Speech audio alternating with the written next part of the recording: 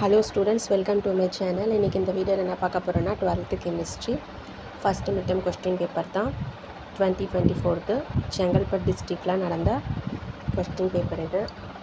இந்த வீடியோ உங்களுக்கு ரொம்ப யூஸ்ஃபுல்லா இருக்கும். மறக்காம இந்த சேனலை subscribe பண்ணுங்க, லைக் பண்ணுங்க, ஷேர் பண்ணுங்க, ஃபாலோ பண்ணுங்க, சப்போர்ட் பண்ணுங்க. Thank you, all the best.